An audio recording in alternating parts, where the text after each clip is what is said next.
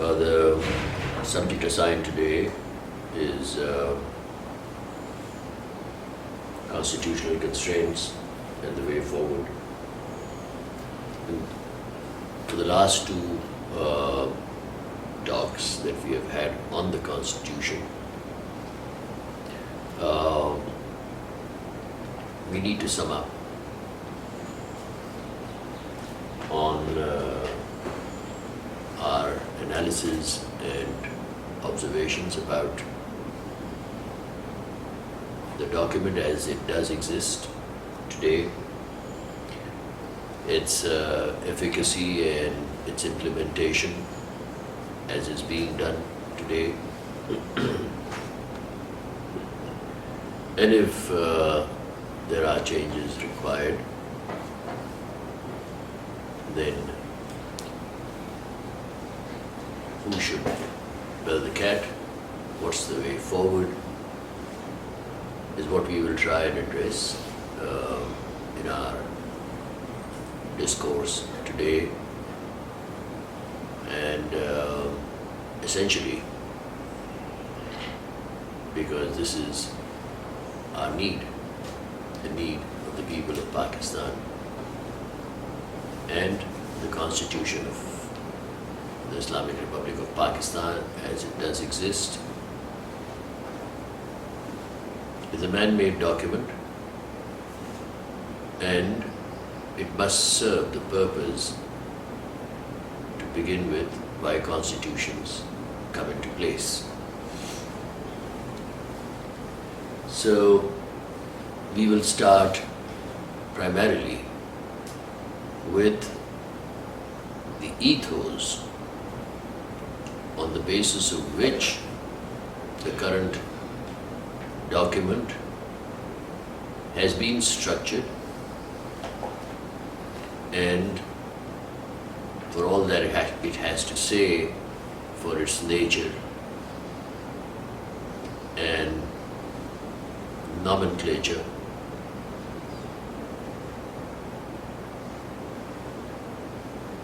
The Constitution of the Islamic Republic of Pakistan is based on an ideology and also on the philosophy that supports that ideology. But we see within the Constitution contradictory clauses which negate the very ethos of the document. I have a whole laundry list of clauses. For instance, we have a clause on the state being there to promote, exist in a form of ideological and economic union with the Muslim countries of the world. Like the equality of law as it should be applicable on all within the state of Pakistan. Like autarky for economic objectives, and so on and so forth. While the Constitution seeks, demands, warrants these essential moorings for the government to operate upon, what is happening right now is that governance is taking place in total disregard of the constitutional demands that do exist. In fact, there is a mockery of the ideological basis on which this particular document was structured and brought about. It has been further fractured by ridiculous amendments and by the dilution of authority. So when you look at the big picture, the big canvas, today there are only two things that are effectively being followed. One is the tax collection regime, and the other, because the definition of the state as per this constitution is the ability to impose taxes and collect them.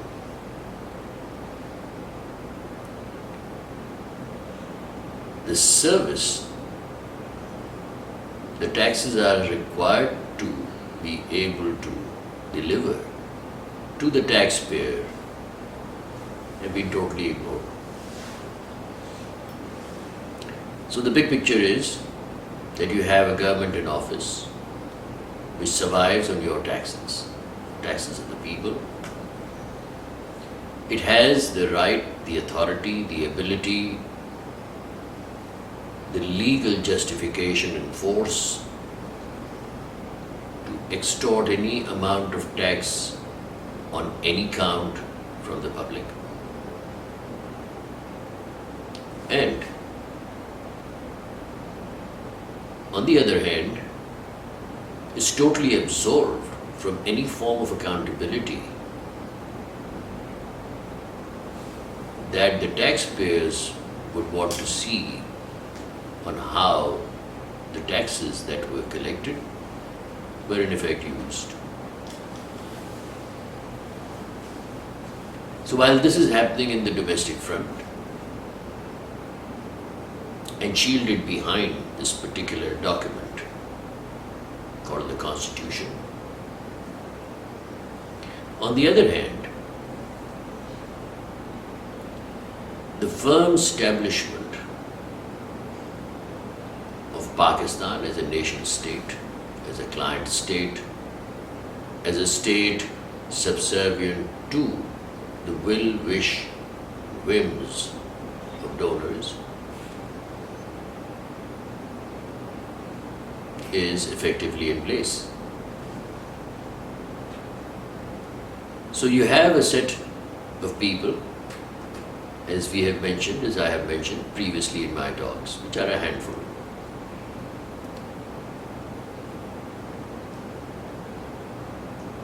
That uphold the status quo.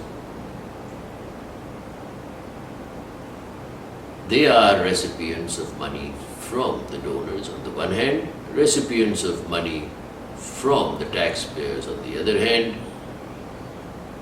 and it is full-scale party time for them without accountability. So this particular horror that does exist for the people of Pakistan, and this diabolic structure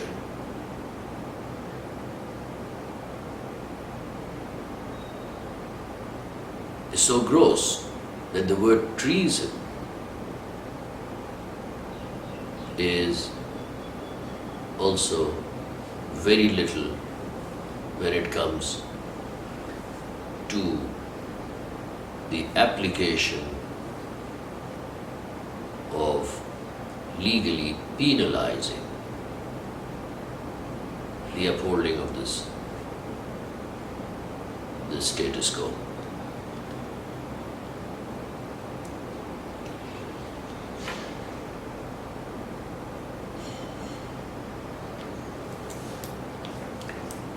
We must never lose sight of our history, because from our history we learn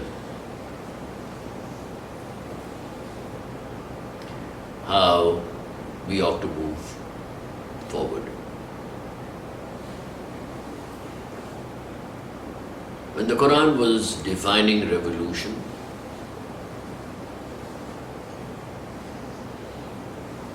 it was clear, and it says that the deliverance of a message followed by blood. So when the message of Islam was delivered,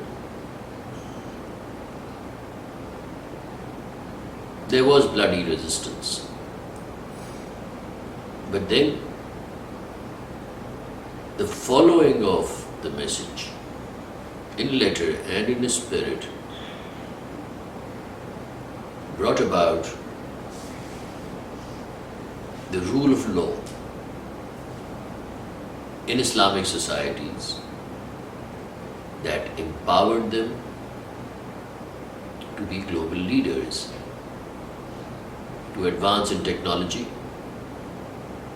to advance in territorial influence, advance in economic prosperity, advance in the elimination of poverty, and the establishment of justice based on absolute equality.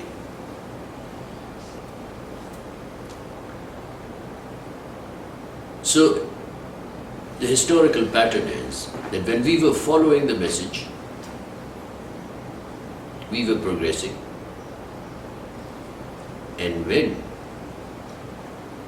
we stopped following the message and we started using the message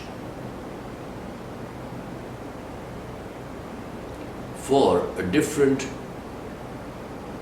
method of governance based upon usurpation, based upon oppression, based upon economic enslavement, i.e. in the form of monarchies and dictatorial rule,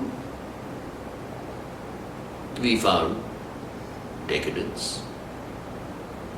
And we seem to have now absolutely come to the floor.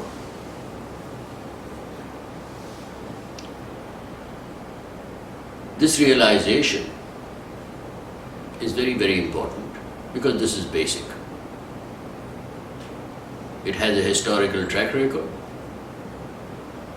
and therefore, for us to revert to the rule of law, for us to revert to the equality of man, for us to revert to autarky and economic paradigms, it is absolutely fundamental that we revert to our ideology. We cannot have a constitution demanding all this and governance which is dependent upon, to be plain, if you look at today's day and age, we have governance which is enslaved and in the following of the white man's club, guaranteeing this enslavement of us, the people of Pakistan. And that sort of governance must be kicked out of office. We don't need them. They're slave drivers. They're anything but the protectors of the Constitution of Pakistan.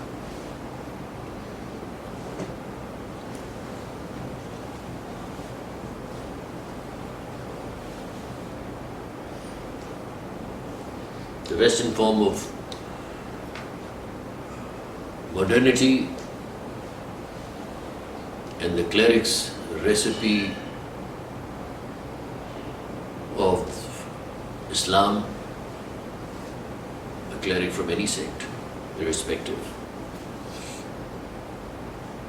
has consigned the dynamic nature, the energy of the religion to the bin. We don't need any of these. We don't need the recipe from the cleric.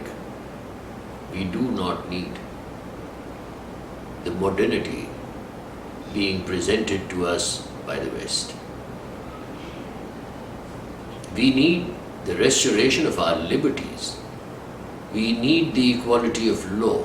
We need the autarky in our economic paradigms to be able to flourish and be able to establish welfare,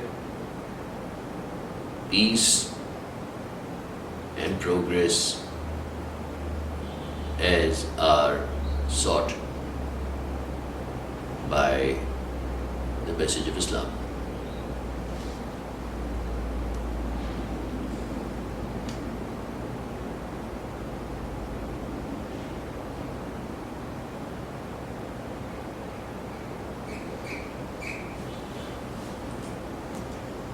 We also see from history another interesting feature. From the people who initially died after the deliverance of the message of Islam, we will see that they died in the defense of the message, the true martyrs.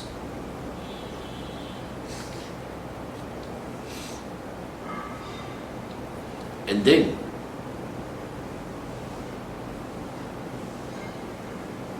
we find people who kill the religion to protect themselves.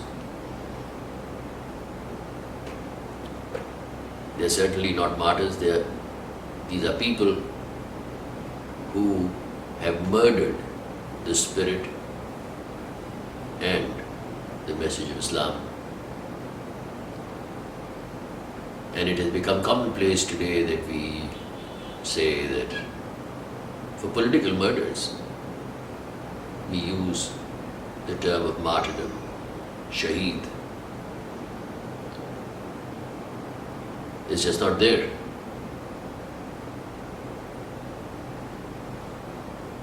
So, history provides ample evidence, proof, and the strength for anybody who wishes to see the merit in the message to adopt it, hold it close to one's chest, and take it forward. Under the umbrella of the Constitution, let me cite a few examples on the laws that have been engineered under the constitutional umbrella. And I'll pick up on laws which are very simple to understand. Take Karachi Electric. Take the Land Revenue Act, for instance, which empowers the government, whether it is federal or it is provincial or it is city governments,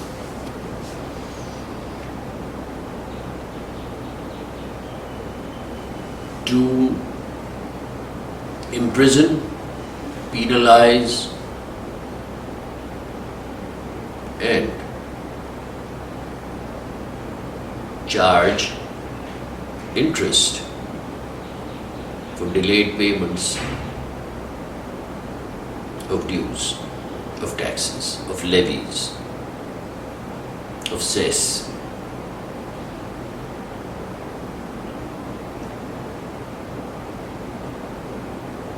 But the counterbalancing penalties for the service provider for abruptly depriving you of the service, for not being able to maintain fail-free service,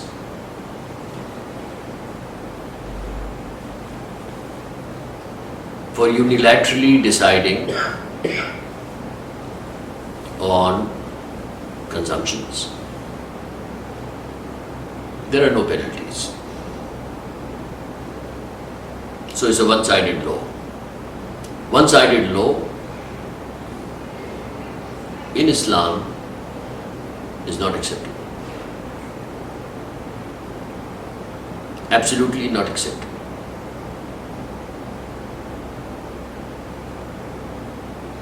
There are two particular factors for every law in Islam, as is there in other laws engineered in the West. There are rights and there are obligations. If they have a right to collect, they have an obligation to provide the service. And the balance is within the definition of the penalty. If I fail, I am penalized to an extent. If they fail, they are penalized to the same extent. That is Islamic law. Similarly, you have the Land Revenue Act in this country. You can be oppressed, you can be imprisoned, but the provider of the service for all the taxes that are collected in this country, there is no counterbalancing penalties for the institution, the department of the government, or the government itself that has collected the tax. If they've collected tax for our health, for our roads, for our electricity, for our education, and they're not providing it, there are no penalties for that. So one-sided law, in any eventuality, is absurd, unacceptable, and a breach of the Constitution as it does exist.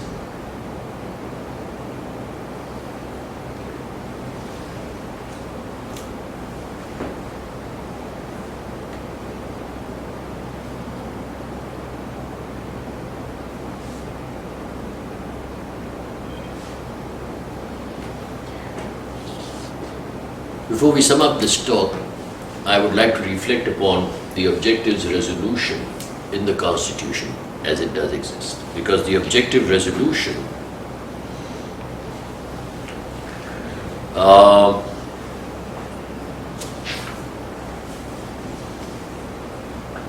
provides for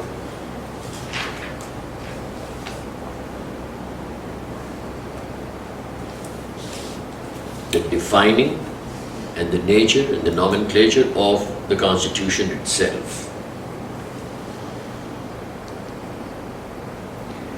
So the objective resolution, and I need to read a bit of it for you, says that whereas the sovereignty over the entire universe belongs to Allah Almighty alone, and the authority which He has delegated to the state of Pakistan through its people for being exercised within the limits prescribed by Him is a sacred trust.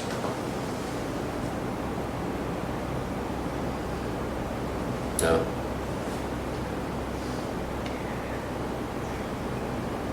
this particular opening paragraph of the objectives resolution represents a lie which the scribe of this particular clause levels against Allah. Because when he says that, when the scribe writes that he has delegated to the state of Pakistan, Allah has delegated nothing to the state of Pakistan. In fact, Allah in His recipe in the Quran does not even recognize the state of Pakistan, or for that matter, any nation state. Islam represents the concept of an ummah, and Pakistan can be just another area of governance. So, nationalism based on political territories is an absurdity which has been injected into the objectives resolution. It further goes to say that through its people, he has delegated to the state of Pakistan, through its people, for being exercised within the limits prescribed by him, is a sacred trust. Then the objective resolution goes on to say that the Constituent Assembly representing the people of Pakistan resolves to frame a constitution for the sovereign, independent state of Pakistan.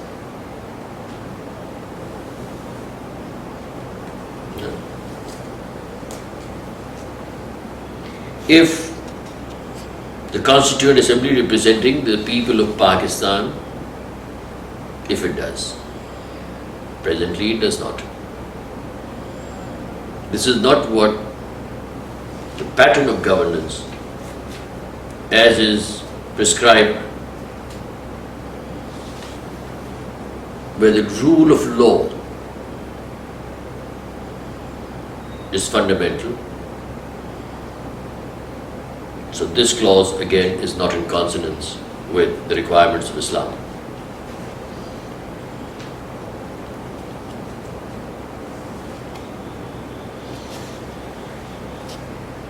It goes on to say that wherein the state shall exercise its powers and authority through the chosen representatives of the people, not happening.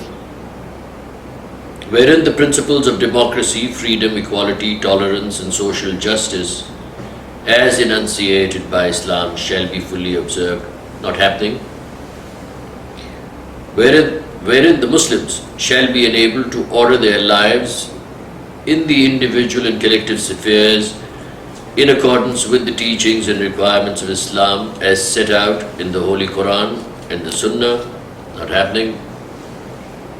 Wherein adequate provision shall be made for the minorities to freely profess and practice their religions and develop their cultures.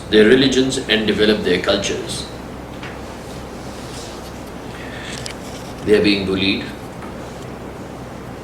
Wherein the territories now included in or in the accession with Pakistan and such other territories as may hereafter be included in or accede to Pakistan shall form a federation wherein the units will be autonomous with such boundaries and limitations on their powers and authority as may be prescribed.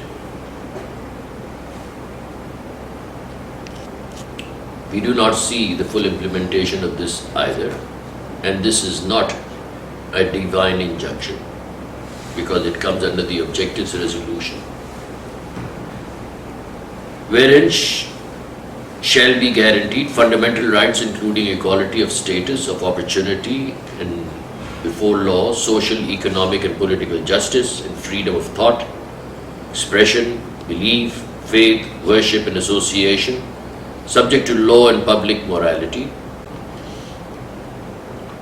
wherein adequate provisions shall be made to safeguard the legitimate interests of minorities and backward and depressed classes. In an Islamic society as it ought to be, the factor of masawat or even-handed dealing for economic welfare. You cannot have backward and depressed classes unless the rights are being usurped by a certain class. Wherein the independence of the judiciary shall be fully secured. this is something which is a crying need, demand, and has not happened in 7 decades.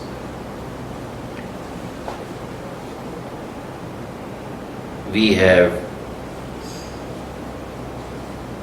in fact, the rulers have lied through their teeth for 7 decades and do so even today. Unless the judiciary as a neutral umpire between the governors and the governed is firmly in office, there is very little hope. And unless the head of the judiciary is the head of state, there is very little hope. So we are in denial of this clause as well, wherein the integrity of the territories of the Federation, its independence and all its rights, including its sovereign rights on land, sea and air, shall be safeguarded, so that the people of Pakistan may prosper and attain their rightful and honored place amongst the nations of the world and make their full contribution towards international peace and progress and happiness of humanity. You can't be fulfilling that insofar as the people are concerned if you're a client state, if you're on dole, if you're on donors' dictates. To sum up this entire talk, therefore, we must understand that between the reality of what the Constitution seeks and what is on the ground, there is a huge gulf. A gulf that needs to be bridged so that we become compliant not only to the Constitution but to our faith, to our beliefs, to our ideology.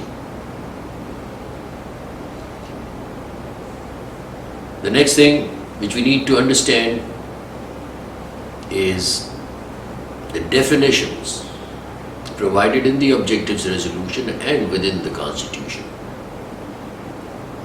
have to be amended to be made in consonance with the demands of the ideology, which is the bedrock of the Constitution. This is the obligation for the legislators to address and address immediately. And finally, what must be understood very clearly by all, particularly the army, particularly the political leadership that may be in office today, that you don't have a hope in hell to commit anything for the people of Pakistan if you do not stop foreign borrowing, and if you do not indiscriminately keep taxing the population without actually reflecting on the taxation paradigms as prescribed by the religion for taxing land. You need to tax residential land, you need to tax industrial land, you need to tax agricultural land, you need to tax mining land on a certain tariff instead of taxing factors of production on the dictates of your donors that will keep you enslaved forever. The purpose of talking on the Constitution and setting our course is to set our course right, is to bring about awareness within the people of what is required of us and the excesses, the judicial excesses that are being caused upon us.